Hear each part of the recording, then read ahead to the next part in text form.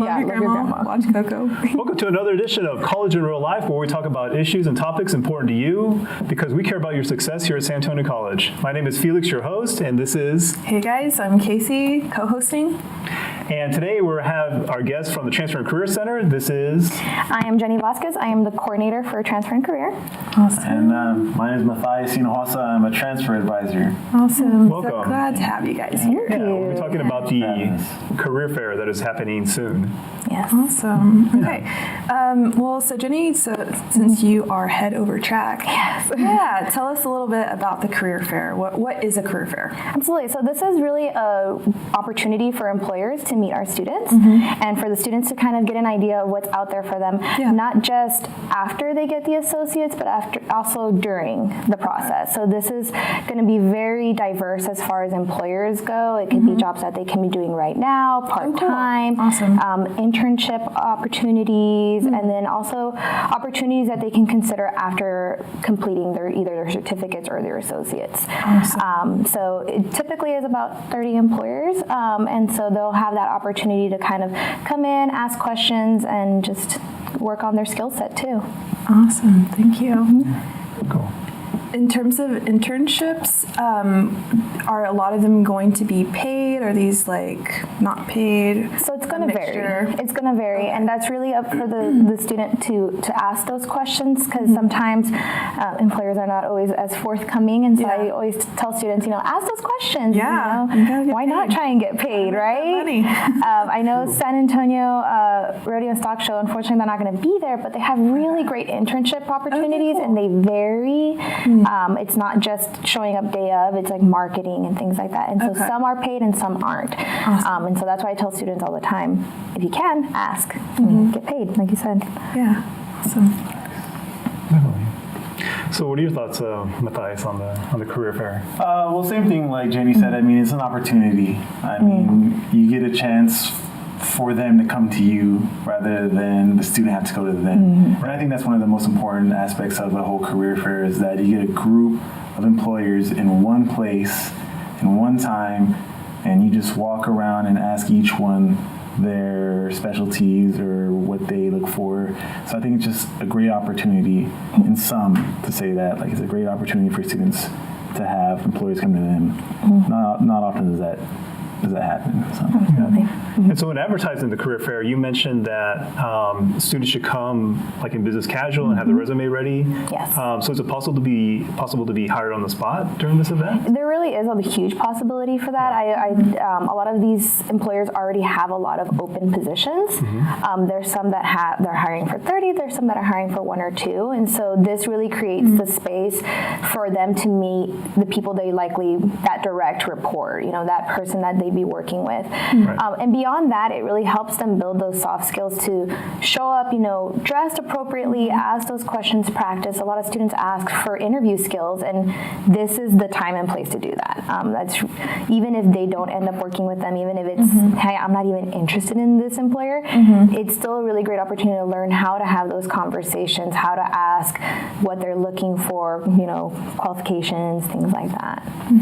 And also, I mean, I think these jobs these employers that we're recruiting and asking to come in, I mean, they're actually hiring, they're not just there to represent and say, okay, you can potentially work here. They're actually hiring, so they're, maybe that chance is there. Who knows, but you want to come in prepared, you want to come in looking good with that resume, with that piece of paper that says your strong suits and everything and your past, and who knows what could happen, but they are hiring. We're not just, bringing in people that are just there for show. So that's something to keep in mind. Yeah, it's possible. If students wanted to go into the TRAC Center, right, because we have a lot of students kind of doing things at the last minute, and so if they're barely hearing about it, my first thought as a student would be, oh my gosh, like, I do want to participate in this, but I want someone to go over it with first, do like a little mock interview maybe. Do you guys do anything like that in the TRAC Center? And would students be able to go over and practice with anyone beforehand? Yes, absolutely. So whenever they come into the TRAC Center, they'll just let us know what they're looking for. And so we do have a career counselor on staff, Dr. Whitney. And so he's there 3 days out of the week. But if he's not there for any reason, we can also work with them one-on-one. And so we want them to meet with the specialists, but we're all Yeah. generalists as well, and so we Yeah. want to make sure that the student is successful. So that's definitely not their only resource, Right. because we do have multiple career fairs, but Okay. this is a really great opportunity to kind of get ready, best foot forward, Mm-hmm. and if they want to come back, again, it's great practice, Yeah. even if they're not employed right then and there, Okay. but the hope is that they would leave with something. Yeah. How many career fairs do we do like in a given year? So we do two. Okay. We do one in the fall and one in the spring, Okay. and then hopefully in the future we could do institute-specific ones. Cool. But again, that's Yeah. in the future. We want to make sure that we do get good traffic Right. during these so that we can show employers the quality students that we have and show that there is interest.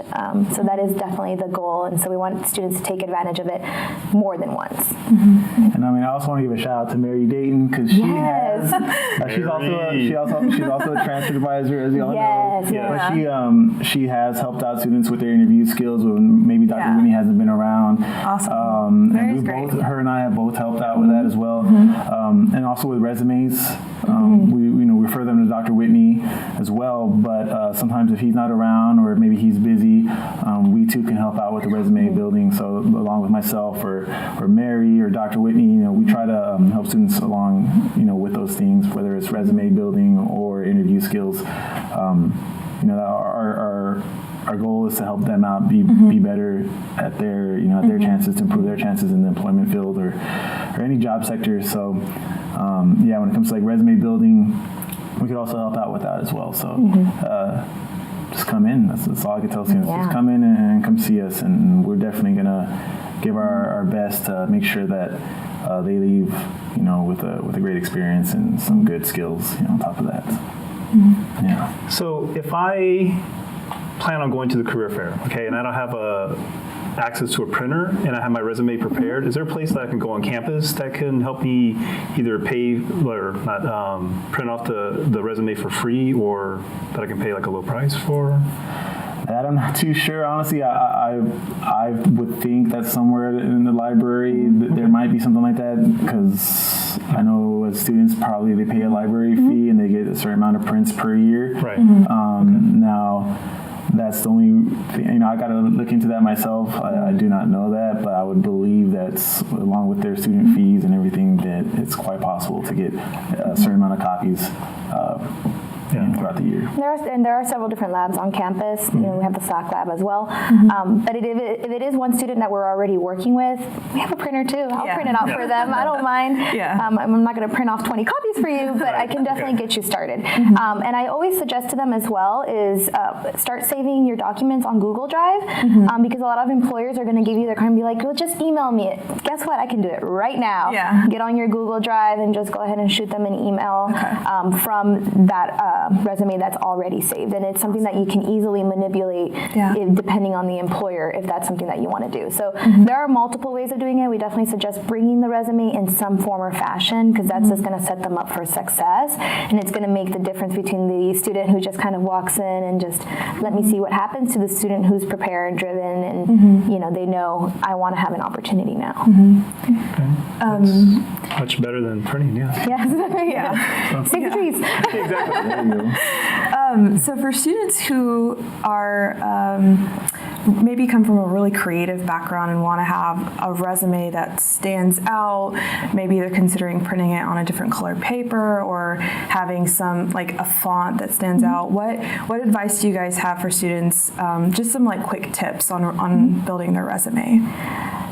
You want to go? I I have stuff too. But use that creativity. I mean, do not be afraid, especially depending on what type of field you're going into. Maybe it's advertising or something, in the entertainment sector. Definitely use that creativity. I mean, there's so many different colors you can play with, different types of fonts you could use. We had a gentleman come in with his resume, and it was amazing. He came in from an advertising background. Mary and I both worked with him, and it was probably one of the most prettiest, beautiful, what you want to word it, but it looked like he put himself in that resume. You could tell that it wasn't just a cut and dry template, and maybe it was a template, but I never seen it before, and it was great. Like it said it showed his creativity. And then on top of that, I mean, it had his, it was still professional, still organized very well.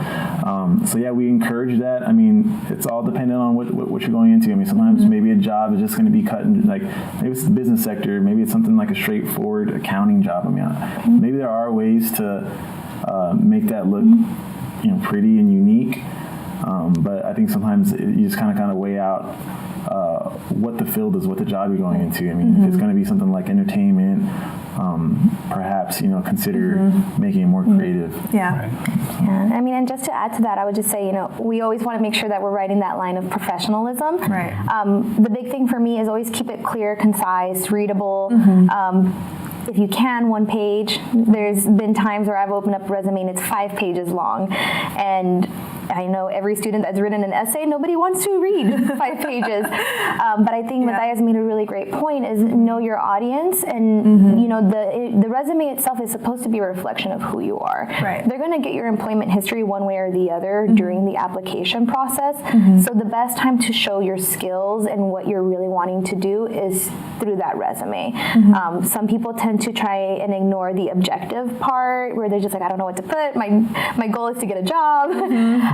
But when you're working with employers, and especially when they come to the career fair, it's their opportunity to interview the employer as much as the other way around. And so they want to find something that's going to be a good fit or that's going to help them meet the goals down the line. Whereas they can ask, hey, my goal at the end of all of this is I want to be in advertising. How can this position get me there? Are there opportunities to get there? And that resume can really show that, as well as how they present themselves the day of as well. So I think you brought up a really good point that it's not just an interview for you to get a job, but it's also a chance to ask the employer, what can you do for me, sort of. Not completely. But so what kind of questions should we ask the employer? I think one of the main questions is really ask about the job. Ask about what it is day to day. I think sometimes we get so wrapped up in I need to get paid and I really need a position, and that's just as valid as a student who's just wanting something that also is going to help in their career. But asking them, what are the opportunities? What is the day to day? What kind of skills do you need, and what kind of skills can I build from here? Some students, we tend to kind of focus on I just want the entry, but thinking about, are there opportunities to grow? Are there opportunities to network? It's very easy to bypass an employer and not think like, that's not what I need. But if you start talking to them, a lot of them really want to help you and they want to see you grow. So I think those are some of the main questions to ask. I think I thought about this question, and what that came into mind, the most important one for me, if I was a student here, it'd be how willing are they going to be to work with me in my schedule as a student? Because that's a good point. I think more the most important thing is for students to realize that they're students first, and then the job should come secondary. I mean, they need to focus on their education, and yes, I mean it's going to be a good job, and give them good money perhaps, but are they willing to bend a little bit? Are they willing to help them be flexible in their spring term and then the summer term? How are they going to help them work and deal with their schedule and everything? So I think that's one of the most important questions, as long as what Jenny said as well, to ask an employer. Absolutely. So this conversation is making me think back to graduating college, and I had a friend at the time who was a graphic designer, and he was very gifted, and he was exposed like a little bit to Italian, and so he went ahead and wrote on his resume like, I speak Italian. Oh no! So like he was in the process of learning. What advice do you have for students in terms of, if they're in the process of acquiring skills, should they go ahead and list that on their resume, or where's the line that they should draw on that? Yeah, that's difficult. I think it's definitely one of those things where, again, the resume is yours to build. You want to keep it clean, you want to keep it concise, but you could put in progress. I actually encourage them to put, when they're working towards their associates or any certificates, you want to put in progress, this is my current GPA, maybe even course listings that are building skill set. sets. So putting something like working, Italian, semi-fluent, there's ways to verbalize that in a genuine and transparent way. Because I have sat in on interviews where I've had somebody tell me they spoke Spanish, and so I'll start speaking to them in Spanish, and you would think I hit them from left field, and it's very unfortunate because awkward. Later on down the line, it could have been very well that they were working on it or that they can read and write it, but if they're not prepared to answer a question about their resume or the lack thereof of information on the resume, that could hurt them in the long run. So they want to be, again, as genuine and transparent as they can, while still, showcasing everything, what they're working on and what they've accomplished. Awesome. And I would add to that with like the in progress thing. I think that'd be good for like languages or skills that you're continually learning. And what I always like to see or prefer to see or write in my resumes is when it comes to education, you maybe want to put in progress, but you want to put like an expected date. So maybe you say like May 2019. So it shows the employer, okay, wow, they already know they have a track. I want someone. Perhaps they want someone who's that certain of their organizational skills in a sense. I think I'm losing my train of thought there, but it shows. I think it's a stronger. It's all about the verbiage you use in the resume. So you might not necessarily want to say that you're fluent in Italian when you're learning it, right? But use the proper wording and say, I'm currently learning. I'm in maybe my second semester of Italian, semi-fluent, something like that. In progress. Again. Yes. Excellent advice. Yes. Awesome. Well, I think that goes back to what you said earlier as well, because the employers do care about your growth and development, and so even if you don't exactly meet the qualifications now, that's something that you can explore. Okay, well, in 2 years when I'm done with my associate's degree, I can apply for this position again, and I have those qualifications that they're specifically asking for, and I know that because the employer said, hey, work on this. So, yeah. And it's so beneficial because it helps them network too. You would think a lot of students kind of like, okay, I met this person, or even myself, I'm like, I met that person, goodbye. But then you realize later on that's a connection and a network that could have helped you, and they might think of you down the line of, you know what, I couldn't offer that student that position, but they'd be a great fit for this. And so we don't want to we want to make sure that we don't discount those opportunities because it could lead to so much more. And what's interesting is some employers even tell us it's not just about the qualifications. They're really looking for those soft skills. They're looking for somebody who's driven, who's organized, who has some kind of goal in mind, because most people inherently, they just want to help. So they hear the student like, oh, this is not necessarily within my major. What is your major? What are you going for? What are you doing? Because they want to help the student out. That's essentially the employers that we invite. They know what we have to offer, and so they're excited to meet our students. Awesome.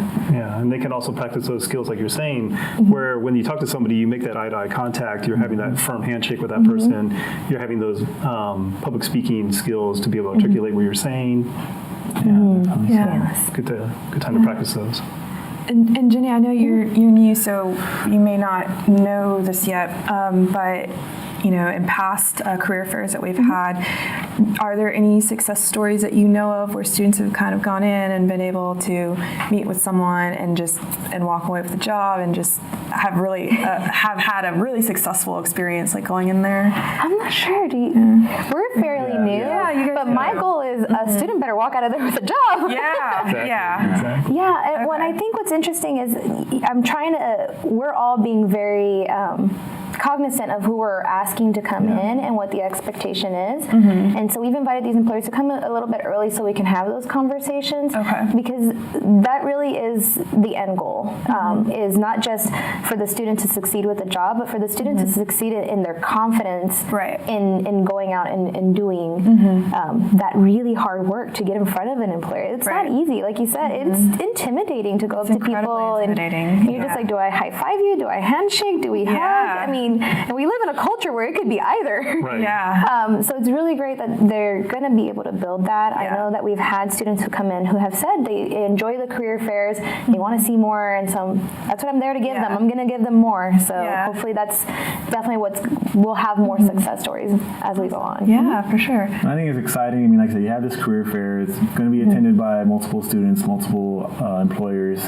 And I think that kind of might lessen that stress and that shyness, because it's not just a one-on-one thing. Perhaps in the future it will be one-on-one, but I think that'll introduce students, kind of ease into that public speaking. Those who are a little nervous about it, they maybe go in there with their friend, and they can both get information on their together, and they kind of loosen themselves up and work their way up to the next level.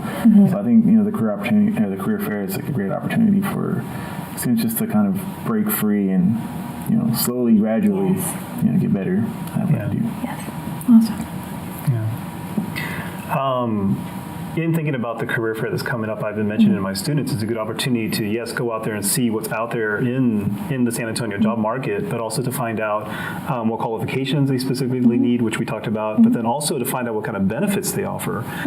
So either now or in the future, they can say, okay, I want to work with this employer because they have healthcare, they have like 401k, I get my own parking space, that kind of thing. So, I was also thinking too, another good question to ask is, doesn't hurt to ask, but if they offer tuition assistance or anything. There's some employers that do. I worked at UPS and they did the same thing. Alamo Colleges offers tuition assistance, so good opportunity to ask that as well for. You can get free education. Why not? Yes, sign me up.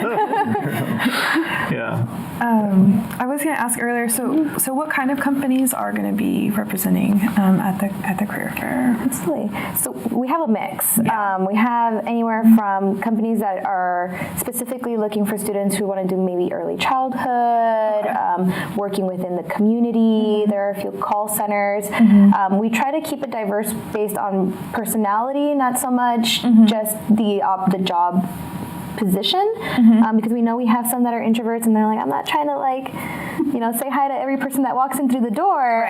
So we have a little bit of variety. We have some banking opportunities. There are a couple of healthcare opportunities as well. So there is quite a bit of diversity. I'm not sure if you have any other. We don't want to give too much names because then we're going to ruin the surprise. We got to get them to come favoritism. In, we got to get the students to come in. You come in and you'll see. We're only going to get better. This is our first time, and we're just going to get better. We're going to continue to keep getting the best employers that we can for our students. And we encourage the students to really verbalize if there's a specific company they want to start seeing, if there's other things they want to see, to tell us. We have social media, we have email. You want to find us, you can find us. Give us that feedback because we want to make sure that again we're providing the resources that they want. So even if they're like, well, I don't know graphic design companies, but I'd like to look into graphic design. Awesome, we'll do the research. We'll do that for you. We'll see what we can do to bring that in. Absolutely. Any students I've sent over from honors, for additional resources, you guys have been really great about helping them look up those transfer institutions and look up jobs in their fields. So you guys do a good job with that. Awesome, thanks. Tell my team. And Mary, who's invisibly here, Mary, and Dr. Whitney. Go ahead. I was going to ask too, like what you were saying. So what if I miss the career fair, because I'm working that day? Is that it? Am I out for the whole semester until the fall when they come back again, or is there a way I can connect with an employer? Where do I go for an employment resource? On top of that, one thing that we also try to push to students, or we need to start pushing more, is the Purple Briefcase, which is a platform that we use for our students to use. And same thing, we have a lot of good employers on there, but I think students who do miss it, let them know. They should know not to worry. There's going to be more.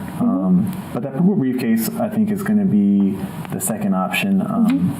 Can you explain what that tool is? Yes, absolutely. So we have a newsletter that we send out to the advisors, and the advisors should be sending them out to the students, that will have information on when we have certain universities here, when we have certain career employers here, who to expect. But Purple Briefcase itself is a job platform. So similar to Indeed, Monster, but these have been screened through us. So we know who's going to come in. So it's not somebody saying, we want somebody with a master's degree. I'm like, oh, I barely got mine. So it's employers that are relevant to the students. They can go in there. They should already have an account, so it's not something that they have to create. They just have to activate it, and they can go ahead and just look at all the opportunities. But if they don't get an option to come into the career fair, that's okay. Come to our office. You can ask who was there. I have a list of all of that. I can get them connected and see if they wanted to speak to somebody specific. We can go ahead and do that. But I encourage them to just kind of always come into the office anyway, because we can do career exploration with them. We have multiple resources to sit there and just figure out what's going to be the best bet, because sometimes they think, I can never do this, and that's the dream. I'm like, yeah. The dream also has a contact I can call. Don't worry, I'll call them. I like that. People that know people. That's good. Yes, absolutely. That's what we're here for. Yeah, and just stay in contact with us. I mean, I had a student who was interested in, it was like wildlife management. She wanted to be a game warden, and then I came across an internship opportunity. I remembered her and I sent it to her, and she was so thankful. She emailed me back. She was thankful, and I don't know what was the turnout of that, but I mean, she was excited that. So it's, if I remember a student and they stay in contact with me and we stay in contact together, we'll definitely find out any opportunities for them. Do our best.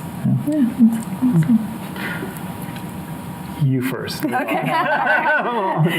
Well, would you guys advise a student to try to get an internship or experience in a field that's maybe not directly what they're wanting to do?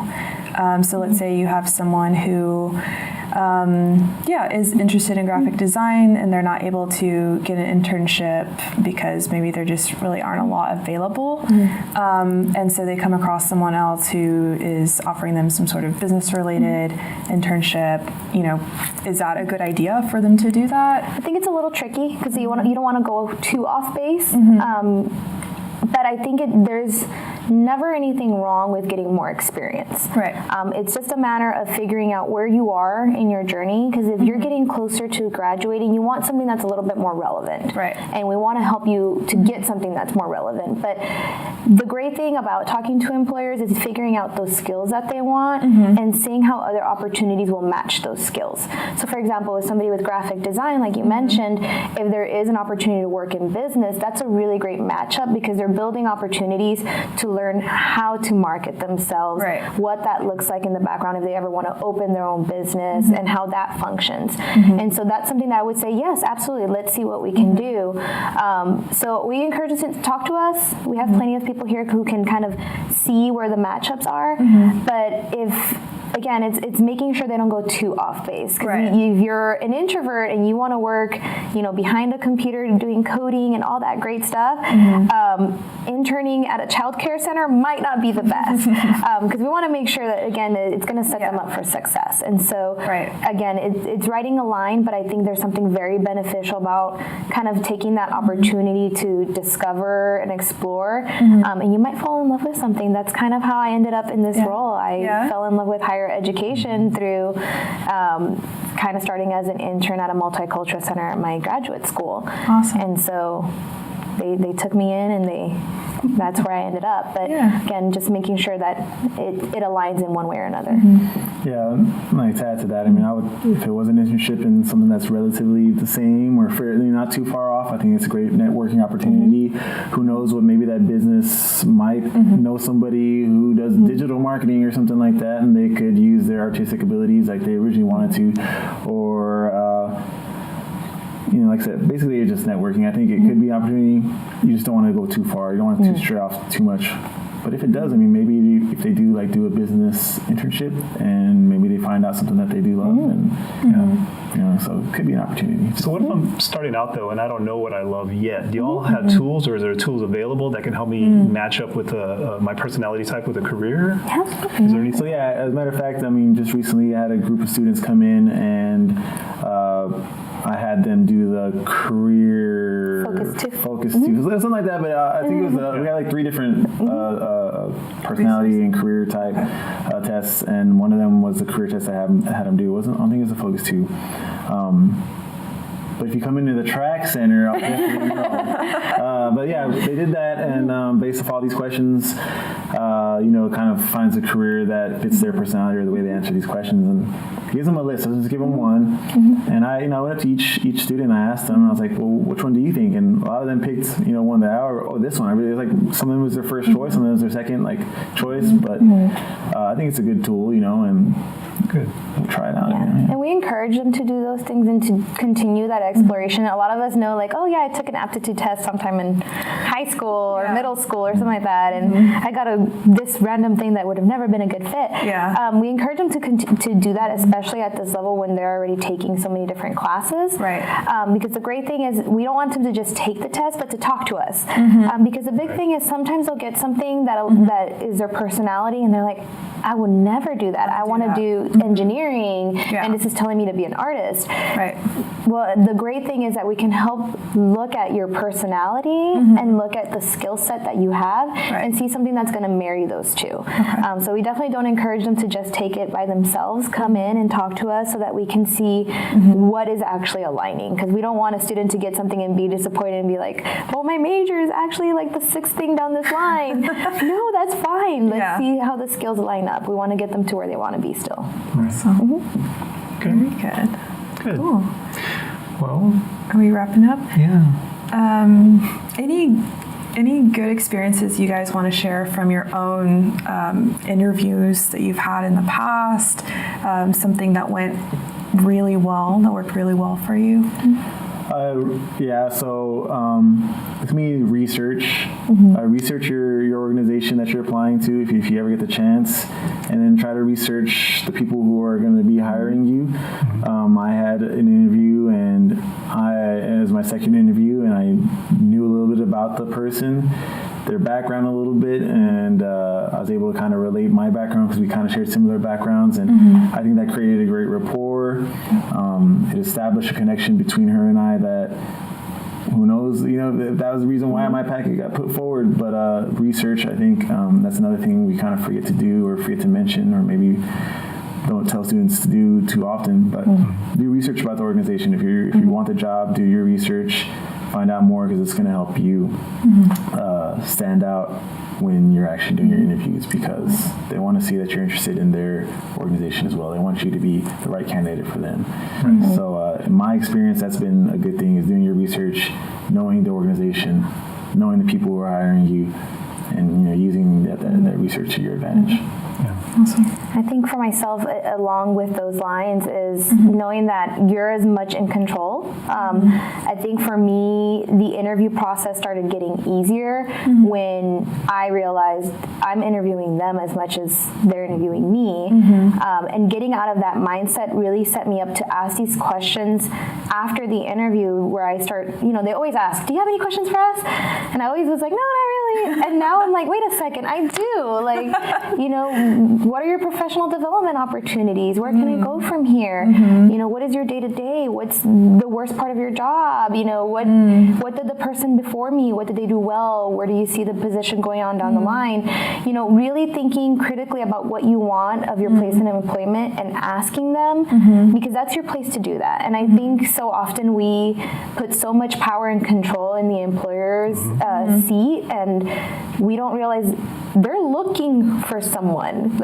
Just as much as you're looking for a job and you feel that quiet desperation of I really need a position, they really need somebody to fill that position. So you have just as much control, you have just as much power. And so I think if students slowly start taking that in and realizing they want me, they obviously called me, let me see what they can do for me as well, that's going to help me be successful. Because you never want to be in a position where you're not happy because they're not going to be happy, and for what, So I think that really helped solidify my experiences and made me a lot more confident walking into interviews, and knowing that it's okay to say this isn't the best fit, because sometimes again they remember that and they'll call you later and be like, you know what, we know you didn't want this position, but we also have this other position that might be a better fit for you.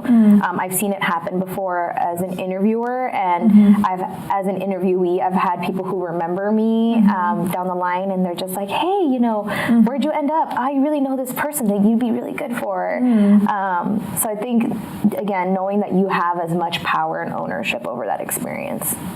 True. I think that's excellent advice. Yeah, I agree. Yeah. I agree. Yeah. Very good. Awesome. Sweet.